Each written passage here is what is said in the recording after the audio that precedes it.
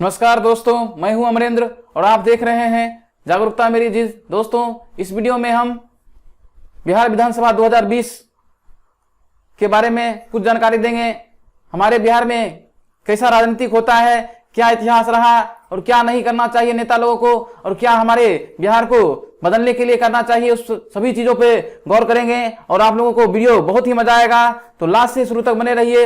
अगर लगता है कि बिहार की स्थिति को बदलना चाहते हैं, अगर लगते हैं आप वाकई बिहारी हैं, तो आपसे एक सवाल पूछता हूं कि वीडियो को ज्यादा से ज्यादा शेयर कीजिए, ताकि जो भी भाई लोग वोट डालेंगे या उस अपना मत पर देंगे वो सोच समझ लें कि किस तरह का नेता का चुनाव करना है, जो कि हमारे बिहार की सभ्यता, संस्कृति और शांति के लिए प्रतीक बनकर रहेगा। नहीं तो बिहार की राजनीति आप लोग जानते ही सिर्फ नौटंकी बन के रखा हुआ है। हम देखिए किसी राजनीतिक पार्टी का विरोध नहीं करते हैं, ना किसी का समर्थन करते हैं। जो आज तक घटना घटा है उसके बारे में प्रकाश डालेंगे और आप लोगों को भी थोड़ा दिल में तसल्ली होगा कि अगर आप बिहारी हैं वाकई में, तो वीडियो शेयर करके ज्यादा से ज्यादा लोगों को जागरूक कीजिए। ये आपका फर्ज है, ताकि हमारे देश का जनता या हमारी बिहार की जनता को हमेशा से यहाँ पे क्या दिक्कत का सामना करना पड़ा और उसका प्रॉब्लम सॉल्व हो सकता है। तो चलिए शुरू करते हैं। मैं हूं अमरेंद्र और आप देख रहे हैं जागरूकता मेरी जीत। दोस्तों, अगर आप लोग चाहते हैं कि मैप की विधि से हम ज्योग्राफी पढ़ें या विभिन्न तरह का ट्रिक जाने, तो हमारे जागरूकता मेरी जीत चैनल पे बहुत सारा वीडियो डाल चुका हूं, वहां पे जाके आप लोग देख लीजिएगा। पढ़ने के बाद बहुत ही मजा आएगा, मैं ऐसा उम्मीद करता हूं और आपको ऐसा फील भी होगा। आप लोगों को यह मालूम होगा कि ये अपना बिहार है। जिस तरह हमने आप लोगों को, अगर आप लोग वीडियो नहीं देखे होंगे, इससे पहले वीडियो बनाए थे कि जिस तरह अभी लोग कोरोना के ऊपर ध्यान नहीं दे रहा है, उससे ज्यादा लोग बिहार इलेक्शन पे ध्यान दे रहा है। इसी के चक्कर में इतना ढील हुआ कि इधर से उधर नेता लोग बौखे और हमारे बिहार में इतना कोरोना वायरस फैला कि जिसका कोई भी गिनती नहीं है। हमने इससे पहले भी वीडियो बना दिए हैं, आप लोग जाके देख सकते हैं। हमने अनुमान लगाया था कि बिहार में फिर से लॉकडाउन होगा और ऐसा ही हुआ। अगर वो लोग सबसे पहले मिलकर बिहार में कोरोना भगाते और प्रचार प्रसार करते, तो आज बिहार की ये दुर्दशा होता ही नहीं। लेकिन क्या कीजिएगा कि हम लोग तो राजनीतिक दलों को सिर्फ एक किराना की दुकान की तरह समझते हैं। क्योंकि अगर हमारे देश में आज राजनीति का स्तर उतना अच्छा से होता, तो आज 2020 में हम 74वां स्वतंत्रता दिवस मनाते। आज बिहार की दयनीय स्थिति या भारत का इतना बड़ा दयनीय स्थिति नहीं होता। अगर आप लोगों को मालूम होना चाहिए कि हमारे देश में सबसे ज्यादा लूटा किसी ने, तो नेता लोगों ने। हमको किसी से मतलब नहीं है। और उसके बाद हो गया, यहाँ पे हो गया, उसके बाद देखिए प्रशासनिक अधिकारी कितना बड़ा फ्रॉड में पकड़ाया है। नेता लोगों के पास कितना भी ईडी का छापा पड़ता है। और तीसरा नंबर हो गया यहाँ पे बड़ा बिजनेसमैन जो टैक्स नहीं देता, जैसे मान लिया माल्या हो गया, नीरव मोदी हो गया। इतना बड़ा आदमी हमारे देश को कभी भी किसान ने, मजदूर भाई ने, सैनिक जवानों ने और हमारे देश के असली योद्धा ने कभी हानि नहीं पहुंचाया। और हमारे देश के कभी भी मूर्ख आदमी ने हमारे देश को बर्बाद नहीं किया। हमारे देश को बर्बाद किया तो वही ढोंगी टाइप के आदमी, टुच्चे टाइप के आदमी जो पढ़ा लिखा खूब है, लेकिन संविधान का शपथ लेता है, लेकिन उसके बाद देश को बर्बाद करने के लिए वह कितना आतुर होता है, इस वीडियो में आप लोगों को बताया जाएगा। आप लोग से उम्मीद है दोस्तों, वीडियो को ज्यादा से ज्यादा शेयर कीजिए, ताकि जो भी पार्टी के लोग हों, कम से कम उसके दिल में मानवता का प्रति ख्याल आए और सच्ची दिल से जनता की सेवा करे, और सभी लोग उसको दिल से खुशी होकर वोट करेगा। कोई दिक्कत की बात नहीं है। लेकिन उनको समझना चाहिए कि जिस जनता को हम लुभावना देकर हम जीत जाते हैं, लेकिन उसके बाद उसका ही नहीं सुनते हैं। आप लोगों को मालूम होगा कि आप किसी को जिता रहे हैं, लेकिन उसके बाद उसका तेवर देखिए, लगता है वो यहाँ का बादशाह बन गया, लेकिन उसको यह पता नहीं है कि जनता सबका बाप है, वह कभी भी किसी का कुर्सी खाली करवा सकता है। यहाँ पे आप लोग देखते होंगे कि नेता लोग ऐसा भाषण देते हैं कि हम गरीबों का मसीहा हैं, हम गरीबों की सेवा करते हैं, हम गरीब खुद हैं, लेकिन यह पता नहीं चलता है कि एक साल बाद उसका संपत्ति करोड़ों में कैसे हो जाता है। सरकार को यहाँ पे सोचना चाहिए कि ऐसा नियम बनना चाहिए कि उसका हमेशा ईडी का छापा उस पर पड़ना चाहिए, नहीं कि गरीब आदमी को। लेकिन हमारे देश का दुर्भाग्य है, ऐसा हो रहा है। तो दोस्तों, इतना हम अंदर नहीं जाएंगे, धीरे धीरे आप लोगों को बताते हैं। आप लोगों के अंदर अगर भारतीयता या बिहारीपन का जगता है, तो आप लोग ज्यादा से ज्यादा वीडियो शेयर कीजिए, ताकि जो हमारे देश बिहार में ये इलेक्शन होगा उसमें आप लोग अपना सच्चा मत प्रकट कर सके। और जो भी नेता लोग आपसे वोट मांगने आता है, उसके सामने आप क्वेश्चन पूछिए, क्या आपने बिहार के लिए आज तक क्या किया?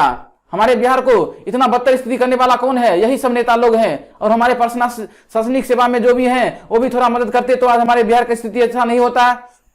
हमारे देश में एक छोटा सा तो नहीं कहा जा सकता है, लेकिन मान लीजिए यूपीएससी का इंटरव्यू होता है, तो उसमें पूछा जाता है कि जैसे मान लीजिए 4 स्टूडेंट है, अभी मान लीजिए कोई व्यक्ति बीमार है, उसके हाथ में मान लीजिए चर्म रोग है उससे पहला से पूछेगा आईएएस से, जैसे तुम इसको बारे में क्या करेगा, तो बोलेगा रुपया दे देंगे, उसको छांट देता है। मतलब मान लीजिए जो इंटरव्यू लेने वाला होता है, दूसरा बोलता है कि हमको रुपया नहीं देंगे, उसको भी छांट दिया जाता है। तीसरा बोलता है गुस्सा कर भागो यहां से, हम तुम्हारी मदद नहीं कर सकते हैं। लेकिन चौथा होता है कि वो बोलता है कि जैसे सरकार का कोई योजना चल रहा है, वहां पे जाकर आप लोग अपना इलाज करवा सकते हैं और स्वस्थ हो जाइएगा तो अपने से कमा सकते हैं। वहां पे सरकार तो ये चौथा बंदा को लिया जो सरकारी योजना के बारे में उसको बताया और उसका इलाज हुआ और व्यक्ति खुद काम करने लगा। लेकिन हमारे देश में ऐसा बहुत सारा काम है जिसपे सरकार लाखों करोड़ों रुपया डायरेक्ट खर्च करती है, जिसका फायदा जनता को ना होकर कुछ चुनिंदे आदमियों के हाथ में देश का बागडोर है और अपना रुपया लूटकर अपनी बेटी को, अपना बेटा को, अपना परिवार को विदेश में रखते हैं, पढ़ाते हैं। और हमारे देश का गरीब जनता, हमारे देश के गरीब किसान, हमारे देश के जो असली पोषणहार हैं, वो भूखों सड़क पर आत्महत्या कर रहे हैं, मर रहे हैं। उम्मीद दोस्तों करता हूं ये वीडियो ज्यादा से ज्यादा शेयर कीजिए ताकि नेता लोग तक पहुंचे और उनके अंदर दिल का जो जगीर है वो जागे, ताकि हमारे देश की जनता के लिए वो भलाई कर सके।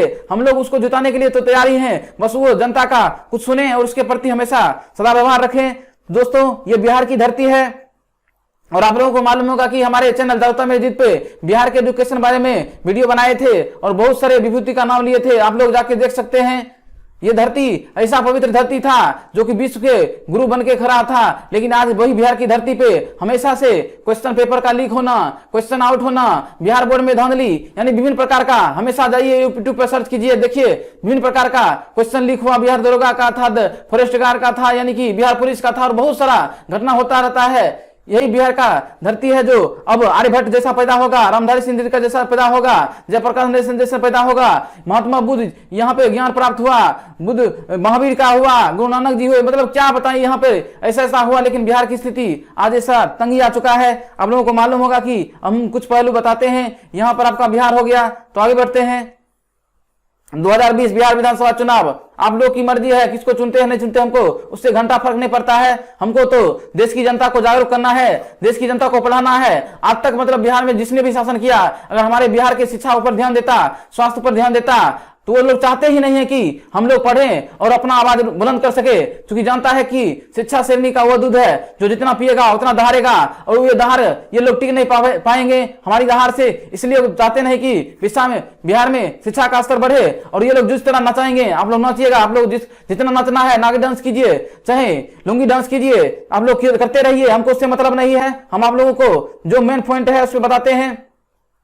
देख रहे हैं आप लोग 2020 में बिहार में कितना बड़ा घमासान हो रहा है। चलिए आगे बढ़ते हैं। आप लोगों को मालूम होगा सीएम नीतीश कुमार है और गवर्नर फागू चौहान है। यहाँ पे राष्ट्रीय उद्यान में वाल्मीकि राष्ट्रीय उद्यान है, यहाँ पे पटना में गोलघर भी है, यहाँ पे पटना में राष्ट्रीय संजय गांधी जैविक उद्यान भी है। आप लोगों को मालूम होगा कि भागलपुर में बिहार के कछुआ पुनर्निर्माण केंद्र खोला जा रहा है। उसके बाद देखिए यहाँ पे गंगा डॉल्फिन का केंद्र भी पटना में खोला गया है। उसके बाद विश्व का सबसे बड़ा अस्पताल बिहार में खोला जा रहा है और बहुत सारा पॉइंट बिहार से है जो कि हम जीके वाले वीडियो डालेंगे उसमें बता देंगे। इतना हम आप लोगों को शुरू में बता दिए। अब देखिए जो इतना बात हम आप लोग बता दिए, उसके बाद आप लोग क्या सोचते हैं बिहार के बारे में। आपके अंदर अगर बिहारी हैं, अगर सच्चे भारतीय हैं, आप लोग किसी भी राज्य से या किसी भी, हमको उससे मतलब नहीं है, आप लोग आत्मीयता के लिए काम कीजिए, लेकिन वोट भाट सोच समझ कीजिए। हम ये बात नहीं करेंगे कि लालू यादव के समय में क्या हुआ, बिहार में नीतीश समय में क्या हुआ। हम अभी का दृश्य देखेंगे और इस पे प्रकाश डालेंगे कि बिहार का यही बदसूरत चेहरा रहेगा। बिहार में इतना बड़ा गरीबी, इतना बड़ा जनसंख्या, इतना बड़ा भ्रष्टाचार, इतना बड़ा शिक्षा, इतना बड़ा स्वास्थ्य फेलियर। आप लोग उम्मीद कीजिए कि जो भी वोट मांगने आए उस पर पूछिए कि बिहार का शिक्षा क्या रहेगा, बिहार का हेल्थ सिस्टम क्या रहेगा, बिहार का एजुकेशन क्या रहेगा, बिहार में फैक्ट्री कब लगेगा, बिहार में भ्रष्टाचार कब मुक्त होगा, बिहार में शराब मुक्त कब होगा, बिहार में अपराध मुक्त कब होगा। किसी भी नेता में हिम्मत नहीं है कि इस सवाल का वो जवाब दे सके। उसको सिर्फ जनता को लड़वाना है या जनता अपना मरे कटे उससे कुछ मतलब नहीं है, उसको सीट मिले, अपना काम बना बन जाए जनता।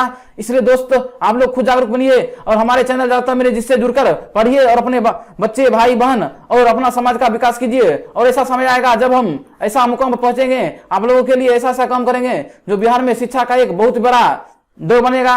यहाँ पे बिहार में देखिए फैक्ट्री नहीं लग पाता है क्योंकि सबसे बड़ा कारण है बाढ़ और सबसे बड़ा कारण है अपराध और सबसे बड़ा कारण है सरकार का फेल्योर्स, क्योंकि कोई भी सरकार किसी कंपनी को बुलाएगी कि जैसे मान लीजिए यहाँ पे आपको टैक्स कम लगेगा, यहाँ पे आके फैक्ट्री लगाइए, ट्रांसपोर्ट का साधन रहेगा, तो ये सब संसाधन कोई भी सरकार आके सोचेगी तभी तो होगा।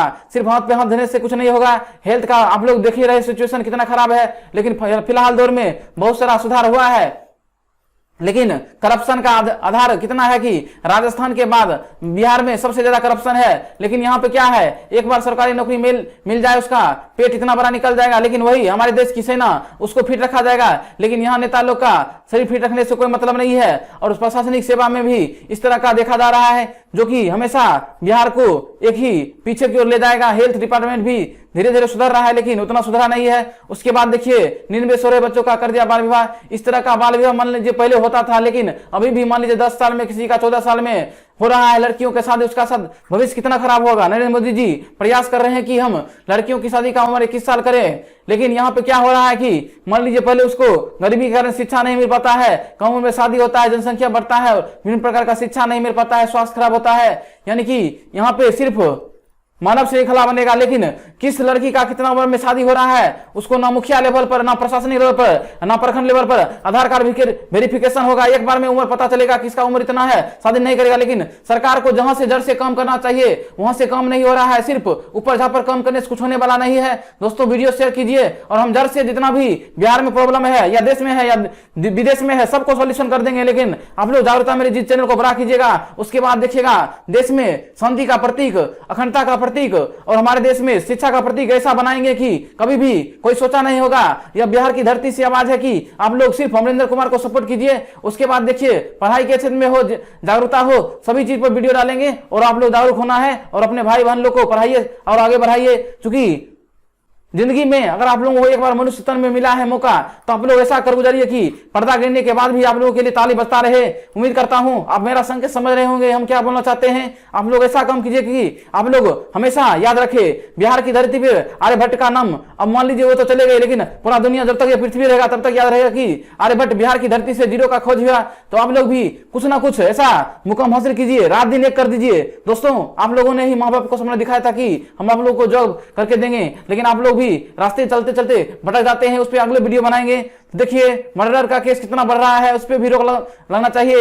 रेप की घटना कितना बढ़ रहा है, सरकार एक से कदम उठा रहा है। बिहार की धरती हो या देश का कोई भी अंग हो, हमें बहन के प्रति अपना जो राखी बांधती है उसका सम्मान के लिए क्या दरिंदगी यही दिखाता है। और हमारे समाज में आपके आस पास अगल बगल में आजकल एक ट्रेंड बन गया है, कोई किसी की बहन का मतलब सम्मान नहीं करता है, उसके साथ भी गलत करता है, रेप करता है। और मतलब समाज में ऐसा मानसिकता बन गए है, इतना दोगले लोग आपके समाज में, आपके पास में आपके दोस्त भी हो सकते हैं। ऐसा मानसिकता गिर चुका है कि उन लोगों के बारे में हम क्या कहें, वो तो हमारे नजर में सबसे गिरे हुए हैं। तो चलिए आगे बढ़ते हैं। उसके बाद शिक्षा के क्षेत्र में देखिए कितना बड़ा अगर इजाफा होता तो आज हमारे बिहार में इतना जनसंख्या ही नहीं बढ़ता और गरीबी ही नहीं रहता, स्वास्थ्य का स्तर नहीं होता। तो उम्मीद करता हूं आप लोग वीडियो शेयर कीजिए और कोई भी नेता है तो उस पर शिक्षा पे पूछिए कि आप कितना खर्च करते हैं। और लास्ट में आप लोग देख रहे हैं बाढ़ की भविष्य का, मान लीजिए ये बच्चा का डेथ हो गया है, कितना दुर्भाग्य की बात है। आप लोगों को मालूम होगा कि एक अखबार बेचने वाला व्यक्ति हमारे देश का राष्ट्रपति बन गया, वो आप लोगों को मालूम है डॉक्टर एपीजे अब्दुल कलाम थे।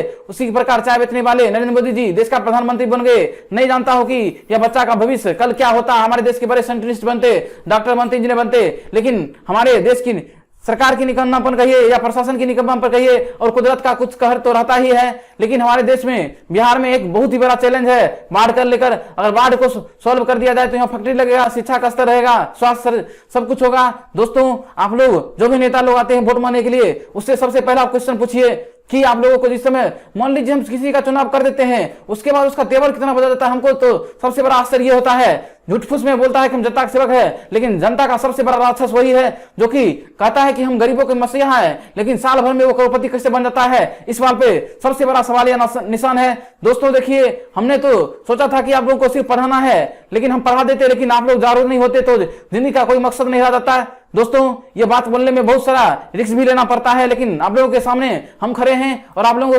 को हमारे लिए भी खड़ा होना पड़ेगा। वीडियो को शेयर कीजिए और चैनल को बड़ा कीजिए ताकि आपके साथ कुछ भी गलत होगा इस पे हम वीडियो बनाएंगे। थैंक यू, जय हिंद।